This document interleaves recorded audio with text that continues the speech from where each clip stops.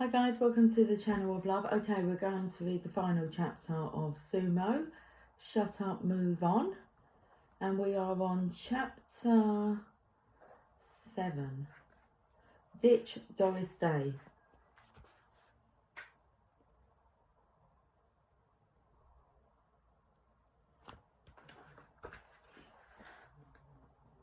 Okay, I confess this may seem a strange title for our 6th SUMO principle, so let me explain. Why Doris Day? In 1956, J. Livingston and Ray Evans wrote the song Que Sera Sera for the Alfred Hitchcock movie The Man Who Knew Too Much. It was sung by Doris Day. One of the lines is as follows: Que sera sera, whatever will be, the future's not ours to see. Doris Day, who at the time of writing this is in her late 80s, is still esteemed as a wonderful actress and singer and is adored by fans around the world. Doris, this is not personal, but our final SUMO principle is this: if we want to experience a brilliant life, we must rid ourselves of the laissez-faire attitude. Whatever will be. Let's be honest, how inspiring is that? I recognise unexpected events will occur in your life and mine, but I believe we can still plan and work towards a future we want to see. This is what our final success principle is all about, creating our future. Firstly, let's remind ourselves of the 5 previous SUMO success principle. Our 5 SUMO principles so far are: number 1, take responsibility for your life, change your t-shirt. Number 2, take charge of your thinking, develop fruity thinking. Number 3, understand how setbacks affect you and how to recover from them. Hippo time is okay. Number 4, increase your understanding and awareness of other people's world. Remember the beach ball. And number 5, change comes through action, not intention. Learn Latin. Now your aim is to take those five principles and apply them in helping you to succeed in life. But first you need to decide what kind of future you want. SUMO wisdom: your destiny has not been decided. Neither the moon, the stars, nor fate determine it. You do. What kind of future do you want? Several years ago, I heard the American sociologist and church leader, Dr. Anthony Campolo, address a large gathering of salespeople. He recalled some research he had come across in which a group of elderly people, all of whom were aged 95 or over, were asked the following question: if you were to live your life over again, what would you do differently next time? Now that is an interesting question, and it is one I would like you to think about. Why wait until you're too old to do anything about it before considering such an important issue?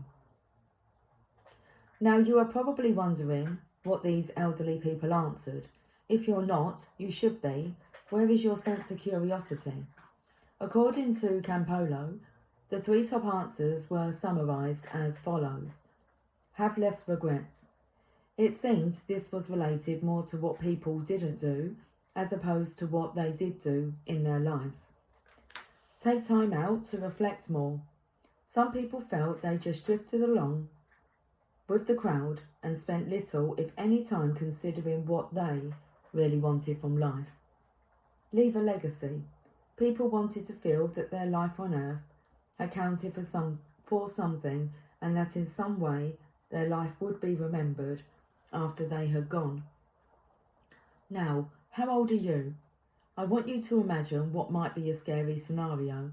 Tomorrow will be your last day on this planet, and you are asked the same question. If you were to live your life over again, what would you do differently next time? What would your top 3 answers be? I find it interesting that most people will write a will about what they want to happen to their affairs after they die. It requires some time and effort to sort out a will. However, fewer people seem to put the same effort and attention into what they want to happen whilst they are alive. although they might not consciously think it, some people's behaviours indicates they are living by the philosophy, whatever will be, will be. How about you?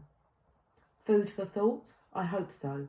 Now your answers to the following questions will determine whether you ditched Doris Day long ago or whether you are still embracing a que sera view of life. 1. Have you ever considered what success means to you? Yes or no? 2. Do you have some specific, clearly defined goals that you wish to achieve in life? The goal being happy is not a specific goal. Yes or no? 3. If you have some goals, have you shared them with someone close to you? Yes or no? Number 4. Do you have some plans in place to help you achieve your goals? Yes or no? Number 5. Have you thought about the kind of memories you would like your family and friends to have of you? Yes or no? If you have more no's than yeses, you have a decision to make. Either do something about it or don't. The choice is yours. This is your life. My goal is not to shame you or make you feel guilty. It is simply to share some insights, raise some questions, and make you aware of some possibilities. If you are happy with your life as it is now, fine. Congratulations. I guess you are living the life you always wanted, or have you simply adjusted your expectations, limited your dreams, and decided to settle for what you have? SUMO wisdom. Do not adjust your goals to bring them in line with your life. Adjust your life to bring you in line with your goals. If you have more yeses than nos, congratulations.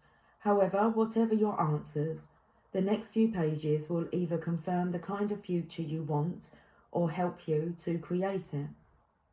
Points to ponder. How will you ensure you have no regrets? How often do you take time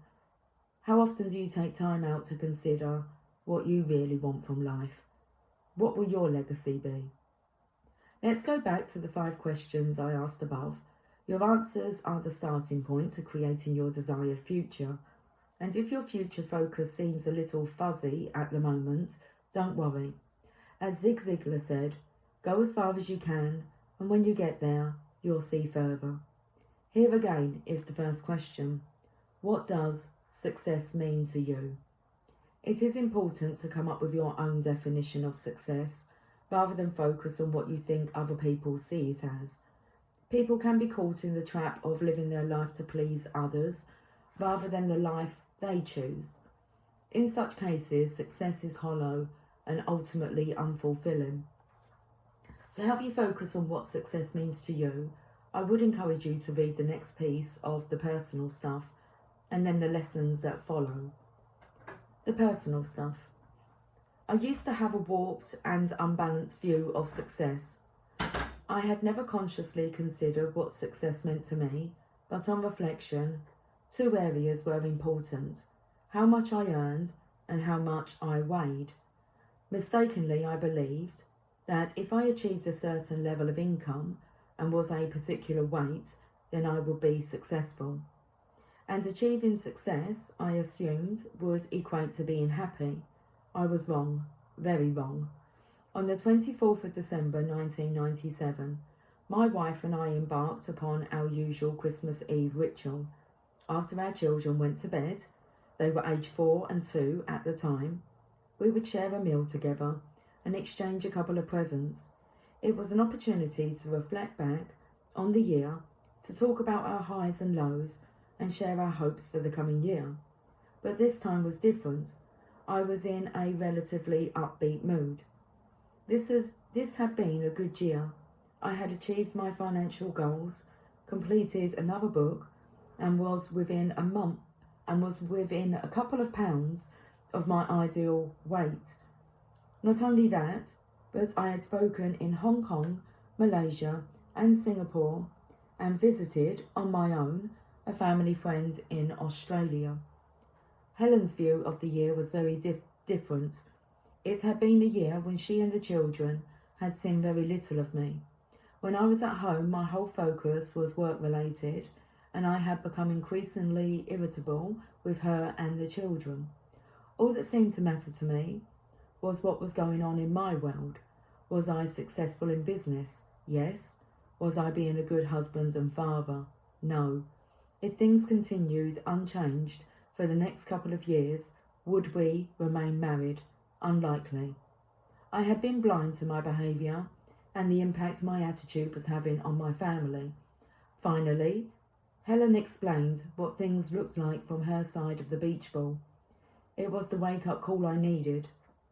It was time to broaden my definition of success. Broadening your definition of success.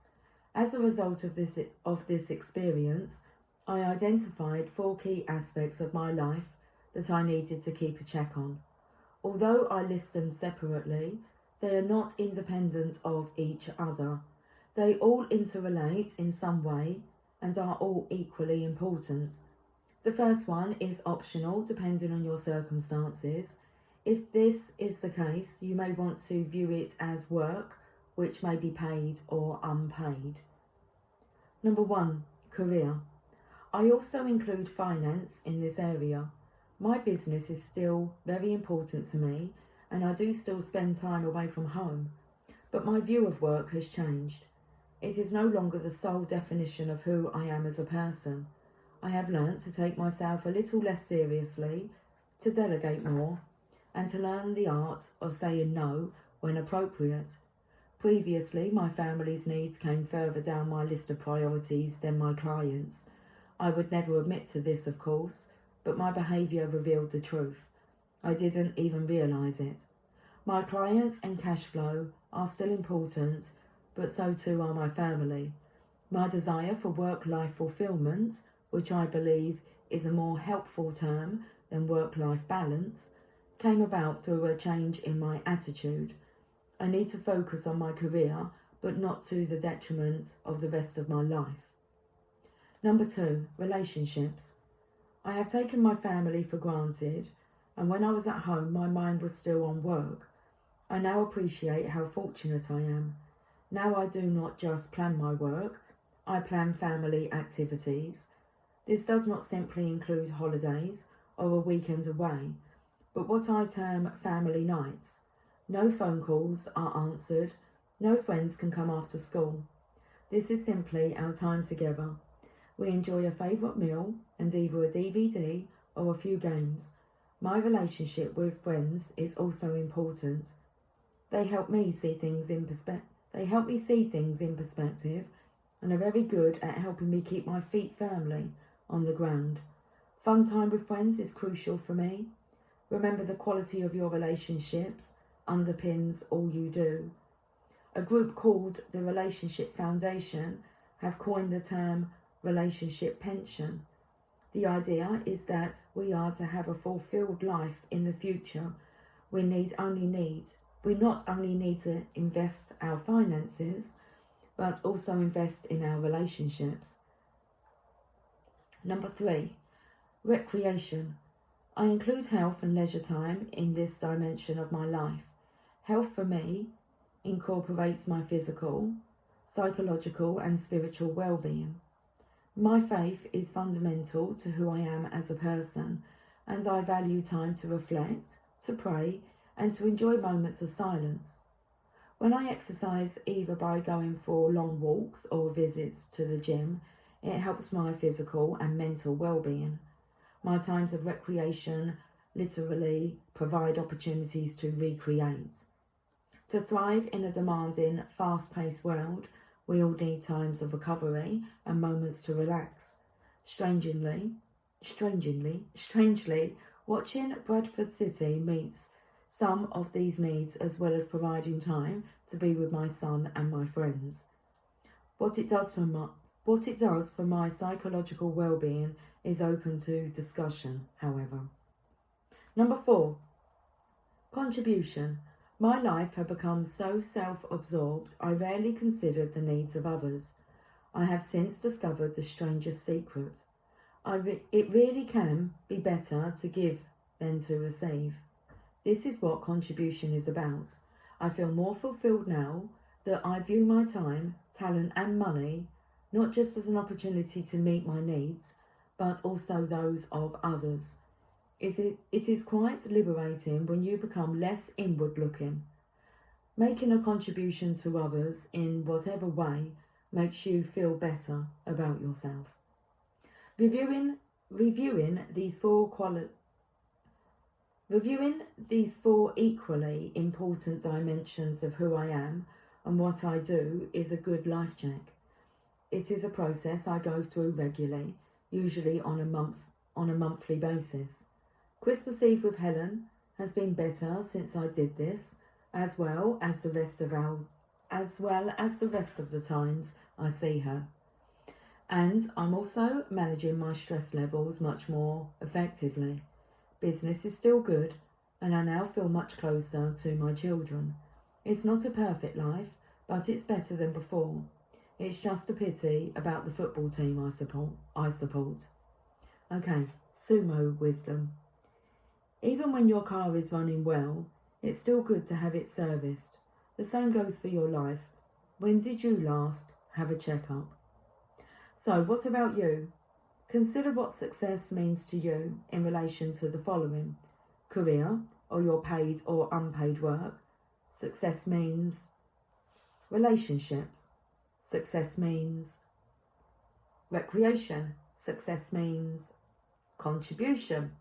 Success means, and now let's go on to look at the second question.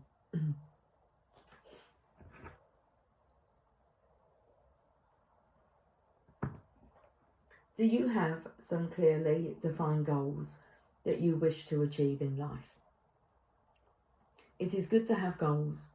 They provide focus, direction, motivation, purpose, and feedback.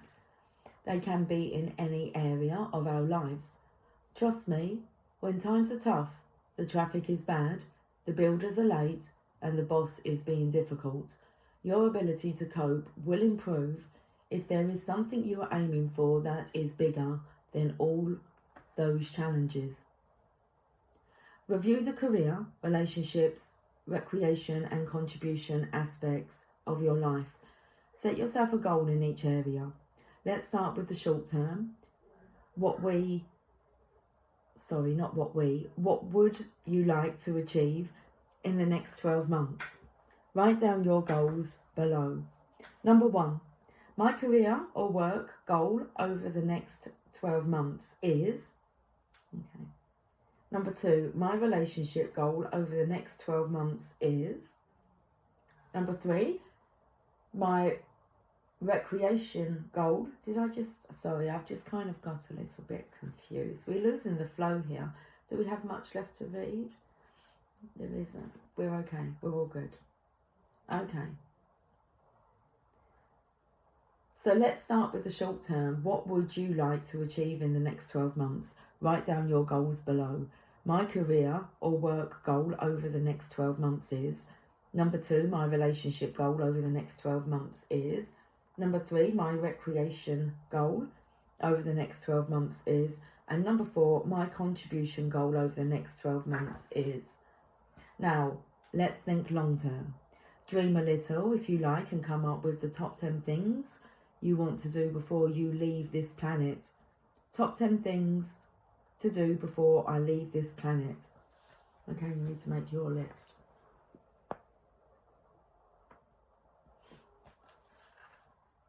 Vicky, a delegate on one of my workshops, did a similar exercise. She decided on the 10 things she wanted to do during the next year.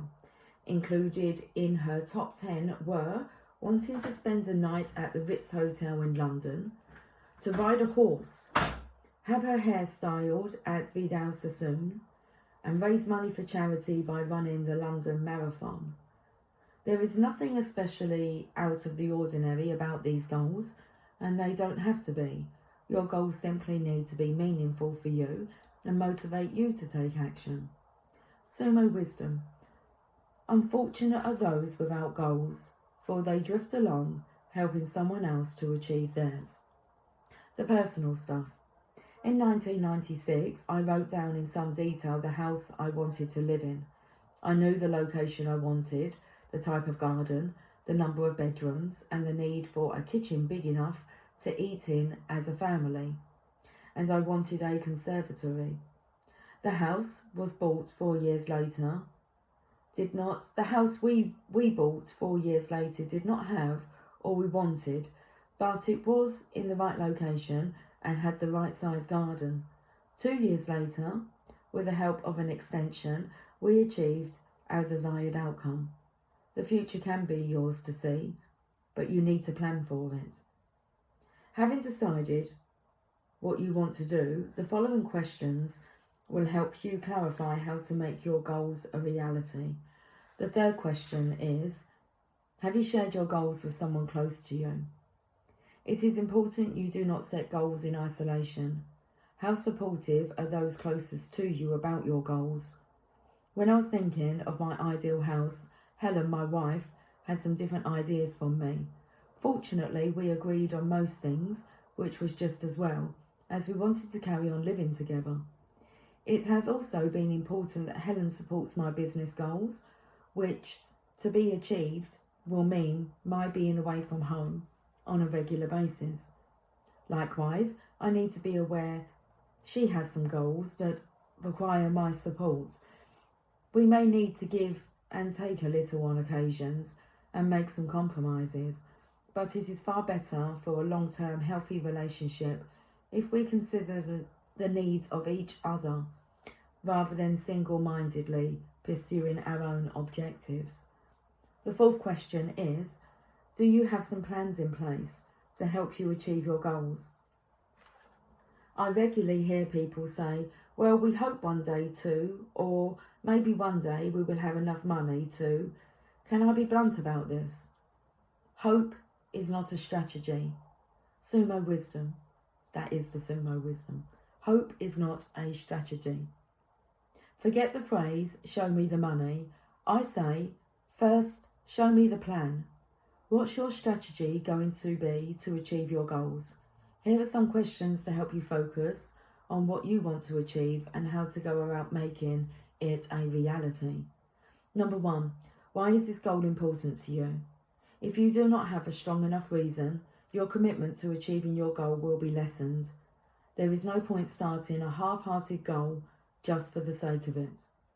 Number 2, what will it mean to you personally to achieve this goal? How will you feel when you reach your desired outcome? Number 3, make an honest assessment of where you are currently in relation to your goal. Is it realistic to achieve your outcome, and if so, in what timescale? Setting yourself a target to earn £1 million in the next 6 months when you are currently in debt and there is no business opportunity on the horizon is not impossible, but it's worth a reality check.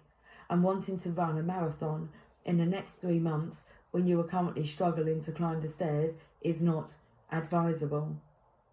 This is not a call to lower your aspirations, but be aware of the following. SUMO wisdom.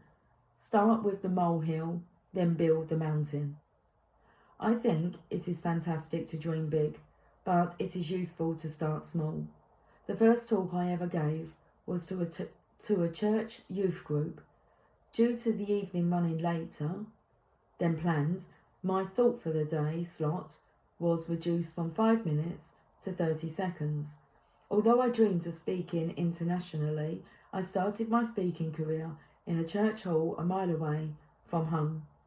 SUMO wisdom. Start where you are with what you have and never lose sight of your dream. Anthony Robbins offers a useful insight. People tend to overestimate what they can achieve in a year by underestimating what they can achieve in a lifetime. Number 4.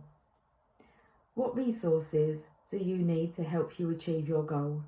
Resources could be in the form of equipment, money, time, information, and people. People are perhaps your biggest resource. They can provide you with advice, introduce you to the appropriate contacts, and support you in your journey. List your resources here. the resources I need to help me achieve my goal.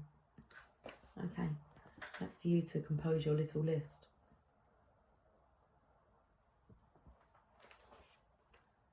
Number 5, plan your plan. What needs to happen now? What is your next step? And what about the one after that? What are your timescales? Okay, the personal stuff. My goal was to write a book that incorporated the SUMO success principles that I have been speaking about through my work. This is the book you are now reading. In order to achieve this outcome, I sought the help of my friend Steve. He suggested which publishers to approach and how best to pitch my proposal. I shared this goal with the people close to me, including my family, friends and colleagues from my industry. Having done so, I felt even more focused on making it a reality. I researched the publishers, started gathering my ideas, and then began writing. Along the journey, I have had to deal with rejection as well as interest from publishers. I have listened to people challenge my ideas as well as support them. I have needed to write when I felt little or no inspiration, and to see my task not as writing a book, but writing a page, followed by another page, and then another. Not only have I been writing about the SUMO success principles, but I have been seeking to apply them as well.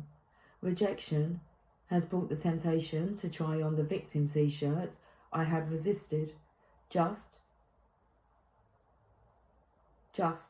But I have appreciated the need to have a little hippo time with myself.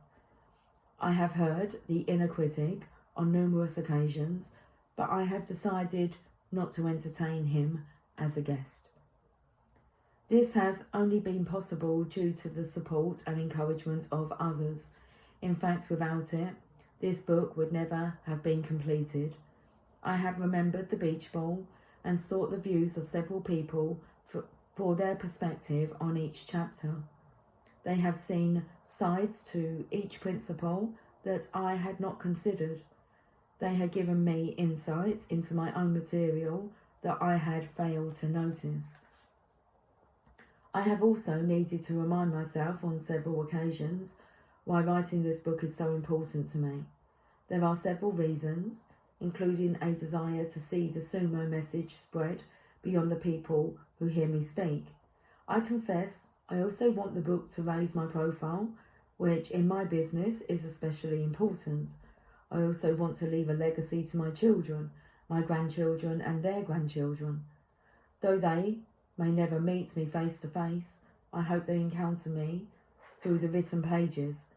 I guess the quote from Nigel Risner, "If you want to live an immortal life, do something worth remembering," was particularly relevant and inspiring for me. Excuse me, guys, I feel a coughing fit coming on. Okay, well, points to ponder. This is a little of my story on the journey to achieve my goal.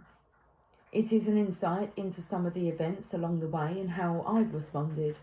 Because of those responses, you're now reading the outcome. E plus R equals O. What will your story be? How will you use the SUMO principles to help you achieve success? What do you need to be aware of that could be an obstacle to your progress?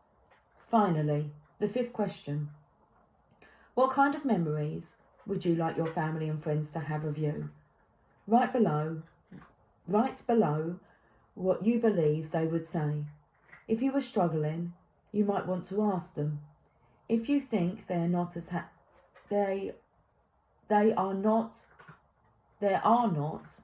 should we just reread this part? We'll reread this part. What kind of memories would you like your family and friends to have of you? Write below what you believe they would say. If you were struggling, you might want to ask them. If you think there are not as many happy memories as you would like, then it is up to you to change that. At the moment, my family's memories of me would include, and in the future, I would also like them to remember me because of.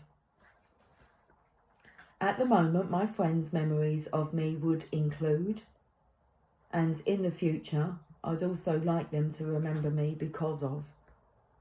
In a nutshell, designing your life and creating circumstances rather than reacting to them is not always easy. To do so means not simply reading about these SUMO principles, but living them as well. It begins when we change our t-shirt and acknowledge that if life is not as we want it, then creating a different future is down to us. It means taking charge of our thinking. Our thinking ultimately creates our results. When you want to make changes in life, faulty thinking will anchor you to your old ways of behaving. Fruity thinking will release you to move forward. Use the 7 questions in chapter 4 to help your journey.